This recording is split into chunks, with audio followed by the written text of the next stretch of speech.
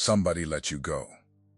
And ever since that day, quietly, in a room of your heart you never show anybody, you have agreed with their decision. You never said it out loud. You just started living like the verdict was final. You stopped watching the door at gatherings. You got very, very good at saying you were fine, and you got so good at it that people stopped asking. And somewhere along the way, you accepted a sentence about your own life that heaven never signed. Chosen one, I am going to correct that today. And I am not going to be soft about it. Because softness is exactly what has kept you asleep in this thing for so many years. You were not rejected. You were reserved. And I know those two words feel like the same word when you are standing in a quiet kitchen at 9 at night with one plate in the sink. But in the record of heaven, they are opposites. They are not cousins. They are not two shades of the same color. One means you were examined and found wanting. The other means you were examined and taken out of circulation on purpose. My name is George. I have spent a long time now sitting with people in the hours when their life feels like a mistake somebody made. Church parking lots, front porches with the porch light off so the neighbors wouldn't see, hospital hallways, wedding receptions where somebody stepped outside for air and never went back in. And the single most common thing I have watched a person believe about themselves is this: that the reason they are alone is that something in them failed inspection. That is not what happened to you. Stay with me, because I am going to show you the difference from the scriptures. And I am going to show you what it looked like in the lives of people God dealt with, exactly the way He has been dealing with you. Let me start where nobody starts. In the temple there were vessels that could not be used for anything ordinary. Cups, bowls, basins, instruments of gold and silver. And the rule was not that they were too fragile to be used. The rule was that they were too consecrated to be used commonly. You could not take a temple vessel home and drink out of it at supper. You could not pour ordinary wine into it. It sat, sometimes for long stretches, doing nothing that anybody could see. And to a passing eye, that vessel looked useless, beautiful, and useless, just sitting there while every ordinary cup in Jerusalem got picked up, filled, drained, and refilled every single day. Now watch what happens in the book of Daniel. Generations later, those temple vessels have been carried off to Babylon, and a king named Belshazzar throws a feast. 1,000 of his lords, wine everywhere, and somewhere in the middle of that night, drunk and pleased with himself, he calls for the holy vessels to be brought out, so that he and his wives and his concubines can drink out of them. And they do. They pour common wine into consecrated gold, and they laugh. And in the same hour the fingers of a man's hand came out and wrote on the plaster of the wall in front of the lampstand. And the king's face changed, and his knees knocked together. Before the sun came up, he was dead. Think about that for a second. God did not stay quiet while what had been set apart for him got passed around a party. He answered it that same night. Now here is the sentence I want to lay on your chest and leave there. Some of you have spent years being angry at God for the parties He would not let you be a vessel at. You watched other people get picked up and filled and passed around. You watched them go from person to person while you sat on the shelf, and you called it rejection. It was protection. There is a hand that has been keeping you out of the hands of people who would have poured something common into you and never once known what they were holding. You were not overlooked. You were withdrawn. But I have to be honest with you about something. Because if I am not honest, none of the rest of this will land. Reserved and rejected feel identical from the inside. That is the whole cruelty of this season. Nobody hands you a certificate. There is no announcement. There is only an empty half of the bed, and a phone that does not light up, and a calendar with nothing on it that requires a second person. It sounds like your mother asking, in that careful voice she uses now, whether you have met anybody. It sounds like the seating chart at your cousin's wedding, table 11, next to a college kid and an uncle who talks about his truck. It sounds like the church singles group that always has cookies and always has that same energy of people trying not to look like they are auditioning. It sounds like Thanksgiving, when the room divides itself into couples without meaning to, and you end up in the kitchen with your hands in the dishwater, because at least the dishes have something for you to do. None of that feels like being reserved. All of it feels like being left. So let me take you to somebody who lived it, and lived it worse than you have. Ruth was a widow, and she was a foreigner, which in that world meant she had 2 strikes against her that nothing could erase.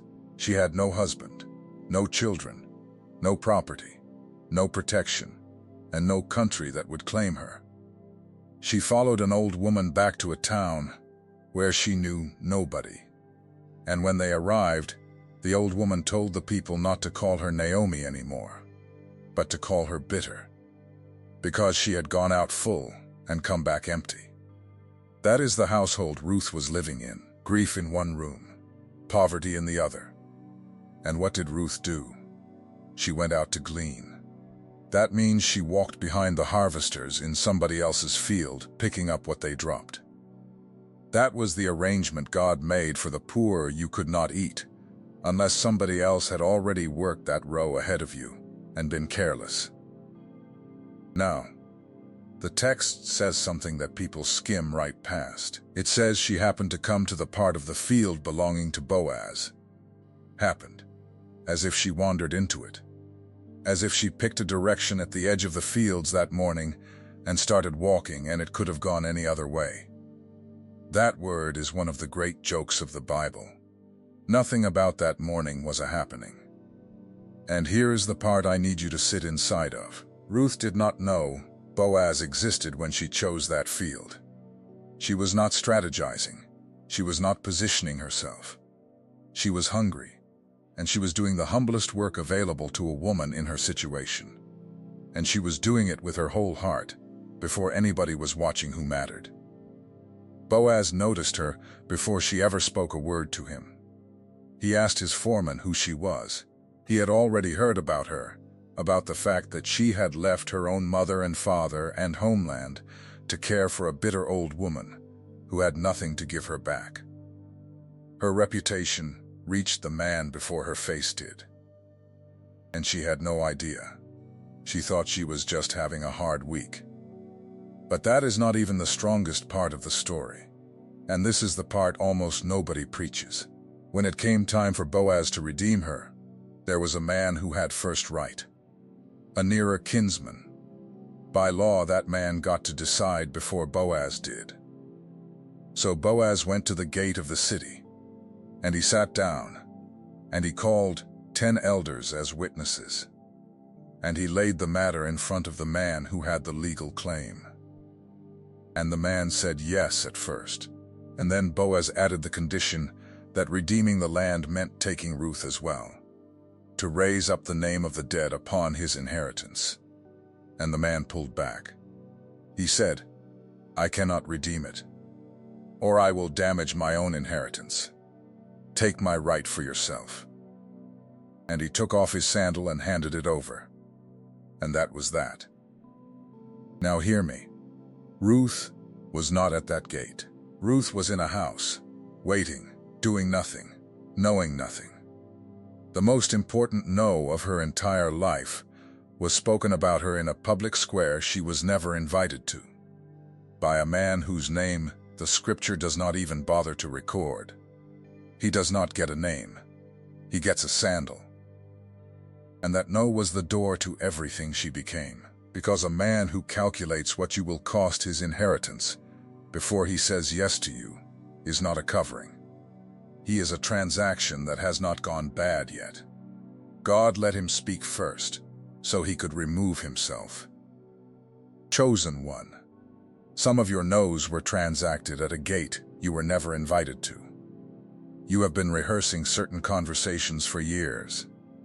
The one where he stopped answering. The one where she said she just didn't feel it anymore and could not tell you what changed. The engagement that ended 4 months out, and you had to call the venue yourself. The person who married someone else within a year, and you found out from a photograph you should not have looked at. You have replayed those and searched them for the flaw in you. What you said, what you weighed, what you make, how you laughed too loud that one time. And all this while, you have been auditing yourself for a decision that was never fully theirs to make. There was a hand at that gate. And here is where it gets real. Some of those people did not walk away because you were not enough. They walked away because they could not pay what you cost. That is a completely different sentence. A man who cannot afford a house does not thereby prove the house is worthless. He proves his account. And I want to say something to the ones who did get chosen and then got unchosen. The ones who were married. The ones who had the house and the shared last name and the photographs on the wall, and then one day were standing in a driveway watching a car pull out with half their life in it. You have a particular kind of shame that the never married do not have, and I am not going to pretend otherwise. Yours has a witness. Yours has a date. People at your church watched it happen and then handled you carefully for about a year and then stopped mentioning it at all, which was somehow worse. But listen to me. Naomi came back into that town emptier than anybody in this message has ever been. Husband gone. Both sons gone. She told the women at the gate to stop calling her by her own name. And 4 chapters later, she is holding a baby on her lap that the neighborhood women say is going to restore her life and nourish her old age. She did not get her old life back. She got a bigger one. And she got it late. Now let me show you the other side of the waiting, because I do not want you to think that reserved means passive. Isaac had no say in his own marriage. His father sent a servant hundreds of miles with 10 camels to find a woman from among his own people. And that servant stood at a well outside a city at evening and prayed one of the most specific prayers in the Bible. And before he had finished speaking in his heart, Rebekah came out with her pitcher on her shoulder. Meanwhile, and this is the detail that undoes me, Isaac was back home, and the scripture says he went out to meditate in the field at eventide. And he lifted up his eyes, and behold, the camels were coming. He was not out searching. He was not stationed on the road. He was in a field at the end of the day with his head bowed, talking to God about whatever a man talks to God about when he is alone in a field. And while he was praying, the caravan was already on the road. I want you to hold that image, because I am going to come back to it. The camels were already moving, while he was still in the field. You do not know what is on the road right now. That is the entire terror of your season, and it is also the entire mercy of it. Isaac could not see over the horizon. All he had was a field, and an evening, and the habit of lifting his eyes.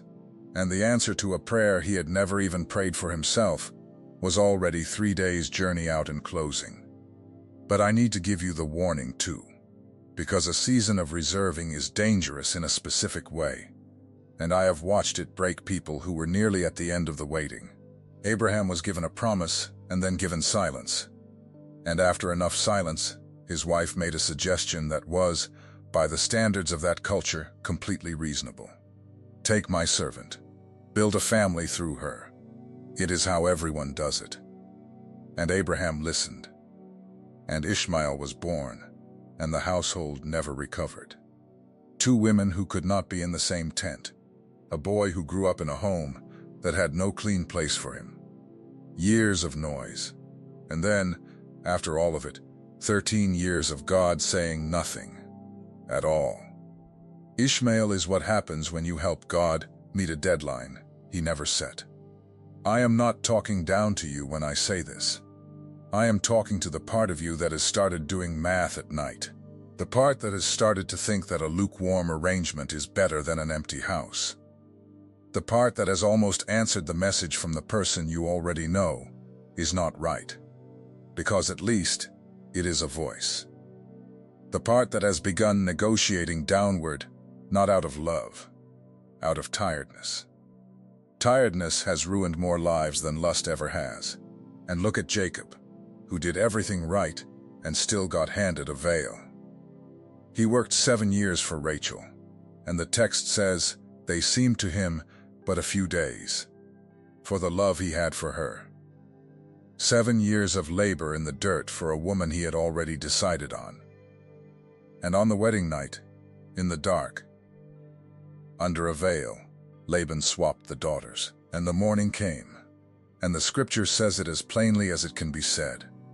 And behold, it was Leah. Behold, it was Leah. You can be faithful and patient and still wake up next to a life you did not choose, if you take the arrangement out of the hand of a man who profits from your hurry, instead of out of the hand of God. Laban knew Jacob was in a rush. Everybody who has ever wanted something from you knows when you are in a rush. That is why the delay has teeth in it. God is not only preparing something for you, He is outlasting the version of you that would have grabbed the wrong thing at year 4. What you just heard was not content. It was a mirror, and mirrors demand a decision. If you are ready to go to the root to finally understand why you think, feel, and perceive differently from everyone around you, the secret protocol carries the 7 keys that reveal what God placed inside you before you ever drew your first breath. Full audiobook included for every moment of your day. Plus the awakening map. As a bonus, the 5 stages of spiritual awakening, mapped with clarity, showing where you are right now and what the Spirit is releasing in this season. Link pinned in the first comment. Not for much longer. And you did not make it to the end without a reason. Now I want to tell you what is actually happening in a reserved season. Because I have watched it up close, and it is not romantic, and it is not decorative. God is finishing a person, and most of the time, the person He is finishing is you. Every one of us walks around carrying things we cannot see in ourselves. A temper that only comes out when we are cornered. A way of going silent for 3 days instead of saying the hard sentence. A need to be needed that looks like generosity and is actually a grip, a wound from a father that we have quietly been asking every person we meet to bandage. You cannot see those things by yourself. Nobody can. You only see them when they crash into another human being. Now think about what marriage does. Marriage does not create those things. It reveals them at close range with a witness, permanently, and a person who goes into covenant carrying an unhealed wound does not stop carrying it. They just hand a copy of it to somebody who signed up for the rest of their life. So sometimes, and I say this with tenderness, not accusation, the delay is not about the person who has not arrived. It is about the room being made ready. I have sat with more men and women than I can count who told me some version of this. I would have destroyed that. If I had gotten what I begged God for at 26, I would have handed a whole family my worst years.